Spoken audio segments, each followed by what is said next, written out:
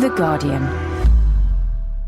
Money podcast from The Guardian, in association with Nationwide Mortgages. Nationwide, proud to be a building society.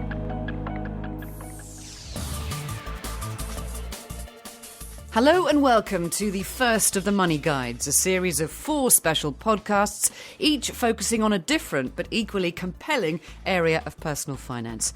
I'm Claire Catford, and in this podcast we'll be looking at the mystery that is the housing market. We've got a dazzling panel of experts to explain to us just what on earth is going on with house prices. But before I introduce them, let's hear from someone who is herself fresh from the housing battlefield. Her name is Katie, and she showed us round the place that she and her fiancé Max have just bought. We came to look around this house on a Saturday, and the current tenant was kind of half naked in this room, which is the first bedroom that we're coming into here. Currently being used as a study. But it's a nice big room, lots of light. The factors that pushed us into buying now were really that even though neither of us are real financial people, we were aware that it was a good time to buy. We started looking in March 2009. And we saw that at that point, actually, prices were considerably lower than when we actually ended up offering. It was becoming apparent that housing stock was very small. It was like you went on all the websites and they were the same flats that were there last week. Anything good and new was disappearing. It was like you would see somewhere, you'd walk into somewhere, you'd like it. It was like a starting gun went off in your head. And you knew that you had to offer like straight away and there'd be total panic. And it was quite a pressurised, competitive situation that obviously is fueled by estate agents. They want you to think that the house is going to go off the market, in seconds. And in terms of price, we did get a considerable amount off the asking price, but it's still, I wouldn't say that we're going to make an awful lot of money on it when we sell on. And we didn't buy it in the expectation that it was really going to be a financial gain in the long run. We bought it because we wanted a home. This is our bedroom. It has lots of bookcases, which reflects my obsessions in life. And then there's a bathroom coming off it with an ensuite. We were really lucky in that my family provided a lot of the deposit. I'd saved quite a lot of money as well, as had Max. So the deposit actually was less of an issue than getting the mortgage. I, at that time, was not in a permanent contract in terms of work, and the mortgage company couldn't cope with me at all. They absolutely couldn't cope with me. So eventually we had to discount me entirely from the mortgage process because they just couldn't fit me into one of their boxes. And I would say that those boxes have recently been very much narrowed and tightened. It was a real struggle. There was a time when I was literally speaking to the mortgage advisor more often than I was speaking to Max. So it was really hard work getting that. And it feels like almost buying a house, I think, is a test of your endurance. This is the room that really sold it for us. It's got loads of light. It opens onto the communal gardens, which no one else ever really uses.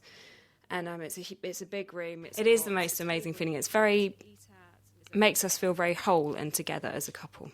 It's our home and we're going to build it together. And hopefully at the end of it, if we're lucky, we'll sell it for more, but it won't be a lot more. But we're not even counting on that, really. It was about having a home. That was Katie getting just a little bit choked up about the joys of home ownership, or perhaps it was just the stamp duty bringing tears to her eyes. Well, as we know, the housing market can be a cruel and overwhelming place, but luckily help is at hand. We're joined now by Jonathan Davis, a chartered financial planner and managing director of Armstrong Davis, Oliver Gilmartin, who's a senior economist at the Royal Institution of Chartered Surveyors, and our very own Hilary Osborne, the editor of The Guardian's Money site. Oliver, just listening to that story there, very moving and very emotional. Of course, house buying is just like that. But give us a bit of an overview of how the market has developed over the last year and what seems to be happening, particularly in the short term. Well, the market actually hit a trough in February. Our own survey, which looks at our agents and looks at demand out there, was witnessing a pickup in inquiries, which initially wasn't really materialising into new mortgage loans. However, we have seen a subsequent pickup since February, with prices on some measures up around 10% since hitting that trough. And really, this has been most definitely due to a lack of, on the supply side, market tightness, as it were. And that's what Katie said. She said that there's not enough stock available. That's right. New instructions that go onto surveyors' books have been consistently declining. And we would expect, at this part of the property cycle for there to be, a substantial pickup. But I think low interest rates essentially have really bailed out the homeowner. And what we've seen is that, a lack of properties coming to market. Jonathan, how can prices rise when the economy is still in recession? It's really tough out there. And is this indicative of a longer-term rise to come, do you think? I'll answer the last question first. No, it's not indicative of the long term. On the contrary, it's a blip on a long-term downtrend which started with the crash in September 2007. Prices have risen because, as Oliver just said, the Bank of England slashed base rates to 0.5%. It's unheard of in our history, and mortgage rates fell also. We've also seen our currency decimated. So we've seen Russians and Europeans with strong currencies coming in and buying in, say, Kensington and Chelsea. And, of course, the numbers of transactions are still very, very small. People talk about this recovery. I don't see any recovery. It's 40 to 50,000 transactions a month, according to the Land Registry in England and Wales. That compares with long-run norms of over 100,000 a month. That's why prices have risen, because people are not rushing to put their properties in the market. That's a brutal reality. Hilary Osborne, is that one that you would agree with?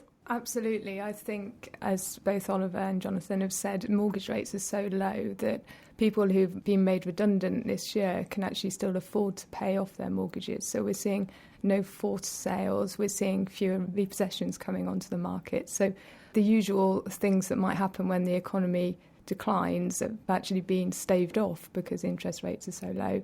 And on top of that, you've got sellers who, just like buyers, are unsure what's going to happen to prices next. They may be holding off, not putting their homes on the market, thinking twice about getting an extra bedroom just for the sake of it, keeping their powder dry, really. Jonathan mentioned Kensington and Chelsea, of course, that's London-based. But what about the situation elsewhere? Is it more or less gloomy? There are pockets of the country, of course, that have really been hit hard with job losses. Yeah, I would say that the top end of the market in London is nothing like outside London. I think we've got areas of the country, Manchester, Leeds, city centres, where you've got all of these flats that were built in the boom times.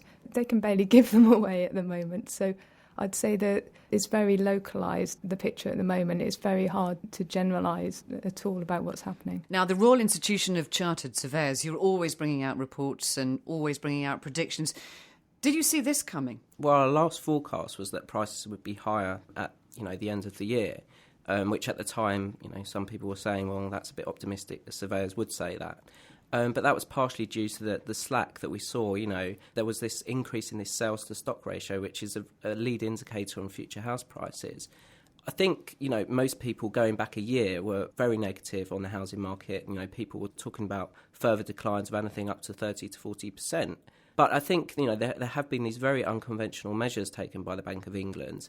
We've seen unconventional monetary policy across the globe. And unsurprisingly, in most cases, if you look at, for example, Singapore, Hong Kong, all this money that's been pumped into the economy is finding its way into asset prices. And we've seen a recovery in terms of the stock market, and we've seen it in the property market.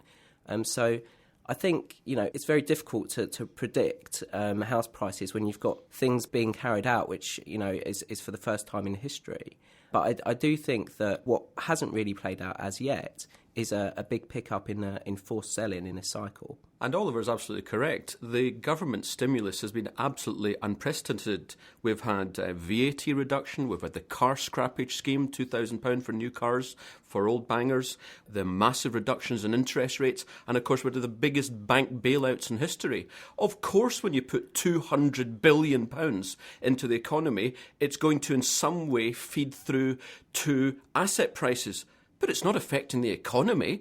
We still see unemployment rising dramatically. We still see, of course, 6 quarters of negative GDP. What happens when the stimulus ends? After the next election, don't we already know that taxes are going to rise, that government spending is going to be slashed? Don't we already know that unemployment is going to continue rising? And based upon all this government stimulus, is what they call it, I call it printing money, we're going to see further decimation of our currency.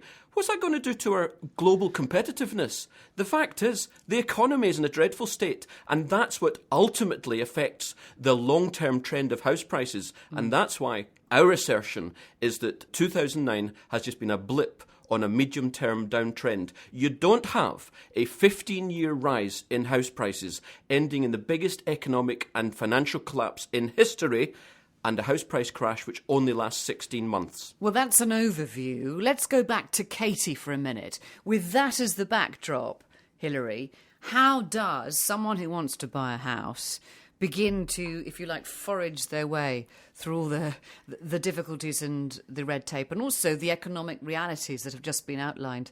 Something that Katie said, which is quite interesting, was that they were hoping they might make a profit on the property when they sold it. There was a note of optimism in her voice there, wasn't there? Yeah, and I think she did stress how it was more important for it to be at home, and I think that really is the way people have to go into things. You can't look around properties and think, am I going to make money out of this? You really have to think, do I like it? Can I afford it? How does it measure up against renting, the costs? How long am I going to live there?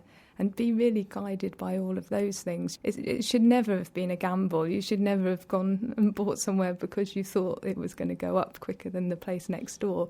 Do you take Jonathan's perspective seriously as well? And what he's saying is it's an economic meltdown. We've had all this investment, but not much has changed, and it's not likely to change. Well, I mean, our own forecast was for a pickup this year and then to fall back next year. So, but fall back how far? Fall back by around sort of 5 to 6% next year. Now, with the economic growth numbers that we've seen, with us being the last economy of the G7 to come out of recession, and hopefully, obviously, we will going into Q4, I think it's quite worrying that house prices are up by 10%, even though we have been in recession. And I think if you take a look at, say, what's been happening in the US, in Spain, in Ireland, there was a big oversupply and a big construction boom. They're not seeing a similar turnaround in those markets. So I think you have to look at the supply side of the UK housing market. And, you know, there have been studies that look at the supply situation, and it is one factor which contributes to, you know, higher trend growth in house prices in the UK compared to other countries. I think there is a debate about the unemployment numbers and how far unemployment rises from here on in. You know, we will expect significant cutbacks in the public sector. However, if we are seeing an economy moving out of recession, then maybe we're not going to see quite the dire predictions on unemployment. And so I do think that, you know, these stimulus measures are having an effect, and I do think this house price recovery has got further to run. So is the word recovery, in your view, in the light of what Oliver's just said, is that a dirty word? Do you think recovery is really something that almost belongs to the past and we're not going to see recovery for some time? Recovery in the economy is what matters. And I see no recovery. I see no green shoots whatsoever. It's temporary blip based upon the government taking out our future taxes and pumping it into, well, banks essentially, and car manufacturers. What happens when government spending is slashed? Everyone's talking about it. We know it's going to happen. What happens when interest rates start rising? They can only go in one direction because they cannot go down any further. And when that happens, we're going to see the resumption of the economic downtrend and the house price crash.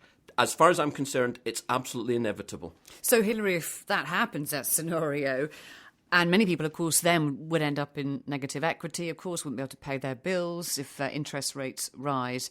The situation possibly is looking a lot more gloomy than many people would want to say it is. It certainly is. I mean, I would say, based on all of that, if someone's buying a house at the moment or thinking about buying a house, they really do need to be thinking about interest rates, the fact that they probably are going to go up, and they might go up very sharply. So they need to be making sure that when they take out a mortgage, they know that there's some flexibility in there, that if rates go up, they can afford it.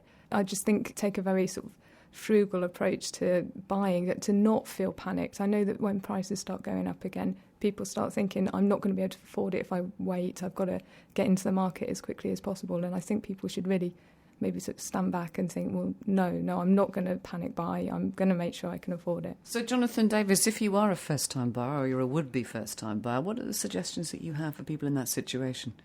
If you're not on the property ladder, continue to rent, because as far as I'm concerned, for another couple of years, this is still a downtrend. I wanted to ask you, Hilary, about if you are selling your home. We've talked a lot about first-time buyers.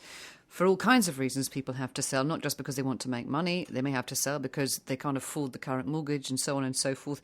What is the situation, as far as you're concerned, with the experience that you have from the readers and the response you get from them in that particular area?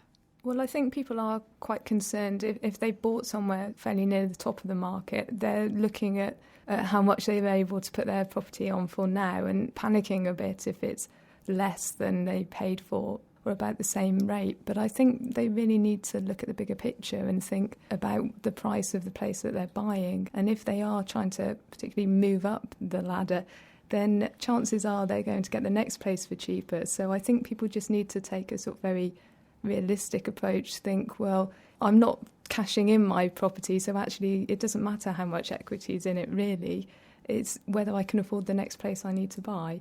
There's a lot of ifs there. Let's hope we've been able to shed some light on what is an incredibly complex situation. I do hope the discussion has given you something to think about. And if you're planning to buy or sell, all the best. Many thanks to my guests, Jonathan Davis, Oliver Gilmartin and Hilary Osborne. Don't forget to listen to the rest in the Money Guide series for some more insight, analysis and good old-fashioned advice. I'm Claire Catford. Thank you for listening.